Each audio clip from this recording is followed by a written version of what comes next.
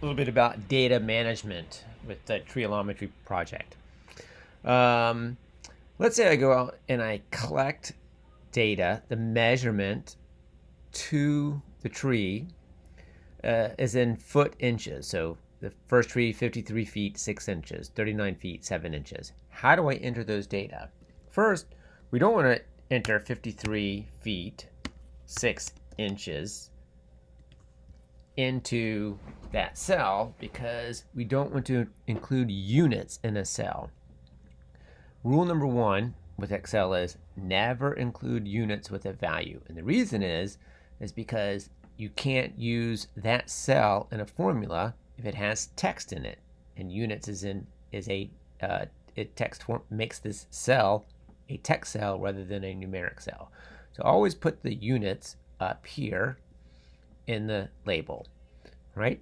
So we also don't want to do something like this. 53 feet, 6 inches is 53 and a half feet. The reason why we don't want to do that is because we're making a calculation in our head. And rule number 2 is never ever make calculations in your head and then put into Excel or Google Sheets, right? The reason is because your head may have done that calculation incorrectly.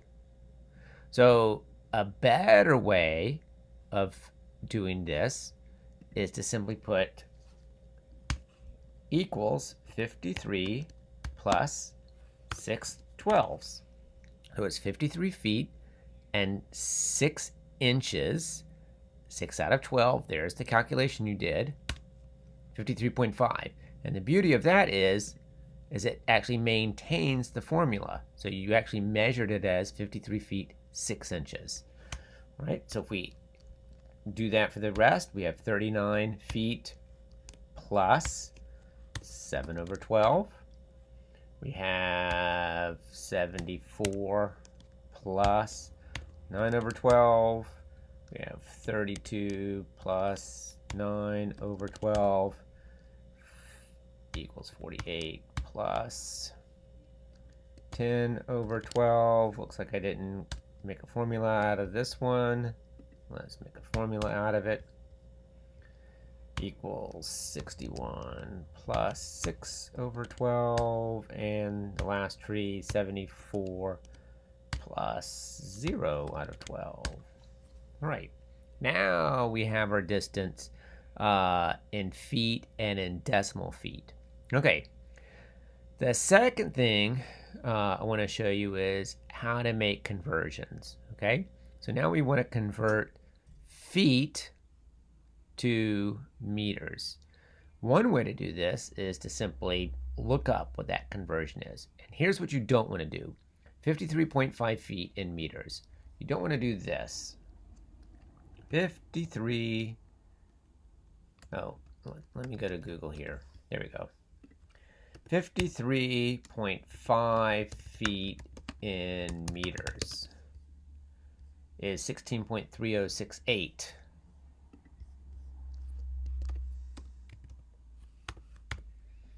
All right. Rule number 3, you never want to make any calculations on your calculator or some other web page. All calculations need to be in the spreadsheet. The reason is because you may have made the wrong calculation and now you have no archive of that. And anytime you don't have an archive of everything you've done in science, you have non-reproducible science, okay? So the better way to do this would be something like this. 1 foot is 0.3048 meters. So now you can do something like this equals that times 0.3048. All right.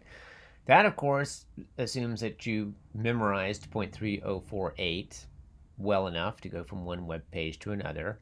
But it's a pretty good conversion. The problem is, if you look at this formula later, you see this number 0.3048, and I have no idea what that number means, okay? So sometimes it's better to just actually memorize a few conversion factors and then add those to the formula. So a very useful conversion. If you're American and you measure stuff in inches and in feet, is that 2.54 centimeters equals 1 inch. There are 2.54 centimeters in 1 inch. Okay, so we can do something like this. This is in feet, so we multiply it by 12. Now it's in inches, so we now multiply it by 2.54. Now it's in centimeters, so we divide by 100. And now that is in meters. And I can look at this and I can see, oh yeah, that conversion makes a lot of sense. So either of those two conversion methods are fine. You have the conversion there. I tend to like this because it's got a conversion, a well-known conversion, 2.54 centimeters per inch. But I do look up stuff.